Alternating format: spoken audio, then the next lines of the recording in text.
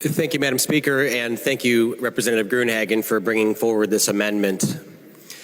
Yes, I serve on the Energy Committee with Representative Gruenhagen, and I've been studying solar and alternative energy for several years. I was a member of the Energy Committee when I came into my first term, when we were in the majority under Chair Garofalo, and Representative Barr and I served in this committee. We went out to Nevada to study alternative energy and to study solar so that we could make really informed decisions on the Energy Committee. And we went out to the border of Nevada and California to Ivanpah solar, this big industrial solar array where there was some 300,000 mirrors the size of garage doors sitting on these steel pipes buried into the Bureau of Land Management, or BLM land, out in the desert, where these mirrors would then move to reflect the light onto this tower that had water atop it, and it would generate steam, turn a turbine to generate electricity. And it was one of the biggest boondoggles I've ever seen. We went out there, and one of the first questions I asked is, doesn't the sand and dust from the desert sit on top of these panels every time you have a storm? The answer is, yeah, they do.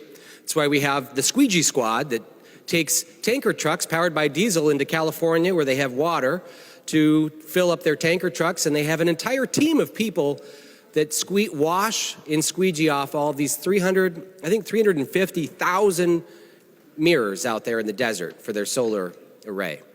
And of course, because it's BLM land, none of the cabling that goes between all of these solar panels could be buried, so it had to lay atop the sand, and it was degrading in the ultraviolet light.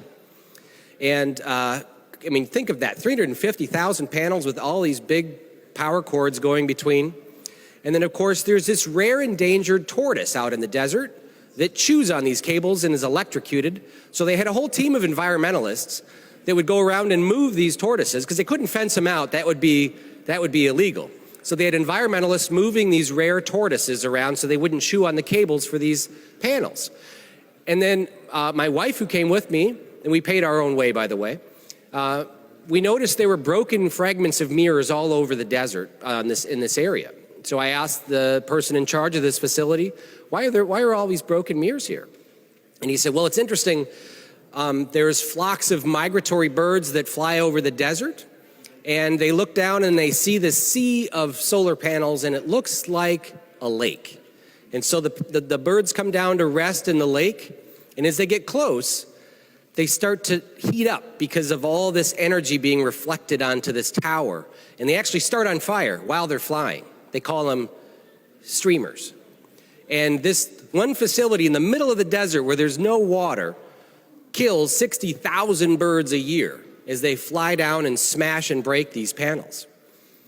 So this facility is a good example of a boondoggle for solar. I'm glad to hear that recently the Ivanpah solar array was discontinued because it just didn't work.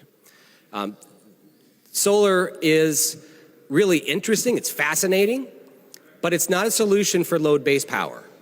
And the reason why I've done a lot of research into solar, and my objection isn't because of the technology is bad or that it doesn't have a place to generate a certain percentage of our electricity, and we welcome the competition into the entire energy package, but it's because of the supply chain for solar that has me so concerned. And studying the materials and the chemicals that are used to create solar panels and the way that they meld these toxic chemicals into the panels that can't be recycled, and that we create these arrays of solar panels, hundreds of thousands of them in some instances, where a tornado can come through and wipe out an entire industrial solar array, and you can't recycle these products, and it leaches these toxic chemicals into our soil. Also, in China, as Representative Franzen noted earlier, China has rounded up almost 1 million Muslims, Uyghurs, of their ethnic minority, and put them into concentration camps where they force them to labor manufacturing solar panels for the U.S. market. So what are we doing about it? Are we stopping this genocide in China? No.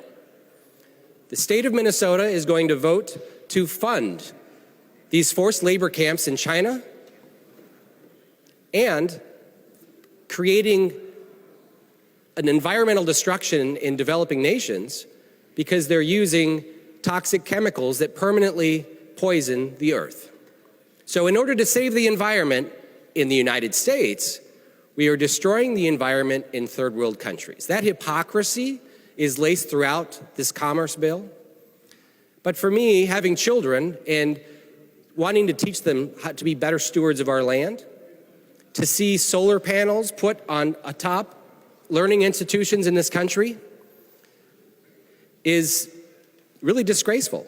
Until we address the government's support of slavery and destroying the environment in developing nations, solar panels are going to be the black flag of racist policy and of destroying the environment in other countries so that we don't have to look at it here.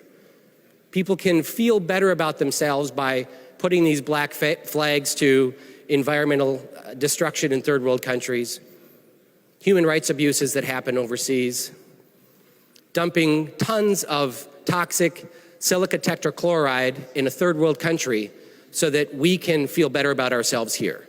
And the solar panels don't last forever, especially in the upper Midwest where we have a freeze-thaw that destroys the surface of these solar panels. The aluminum frames can be kept, but the solar panels are just scraped off the top, shoved into a shipping container, and sent over to a third world country where they're just dumped in a landfill. This is terrible behavior by environmentalists in this country, but you know what? The lobbyists, they love green energy. They love your tax dollars being taken and given to them to create an energy, and they talk about the amount of megawatts that they have as a capability, but only 18 to 20% of the actual megawatts will hit its peak, and we're left with a power source that only happens when the sun shines. And in order to accommodate the solar panels' inefficiency that's on our universities, we must put into standby a natural gas-fired power plant so that when there's a cloud overhead, this natural gas power plant can immediately start up to cover the lost energy that we're relying on for solar. And the blast furnace that this natural gas has, it's like a jet engine on an airplane and extremely inefficient. Extremely inefficient. We have high-efficiency natural gas plants, but they must be fired up and kept mostly continual.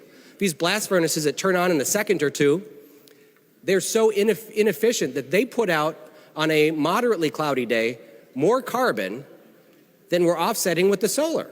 So we're actually creating more carbon output because of putting solar into production. So this is what we should be teaching our kids about the economics of solar. And instead, we're putting solar panels on our roof and lying to the children. It's the same type of thing of putting lithium-ion batteries or electric bus batteries in school buses to run electric school buses.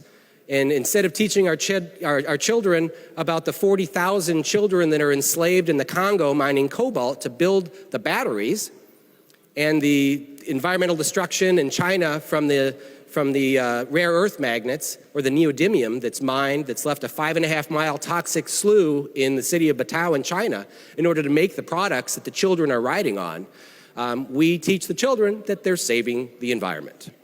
So this hypocrisy is throughout this bill. It's why I'm going to be voting no on the bill, but I thank Representative Gruenhagen for bringing forward the amendment to at least get these stupid flags to racism and slavery off of the top of our learning institutions. So thank you, Madam Speaker, and thank you, Representative Gruenhagen.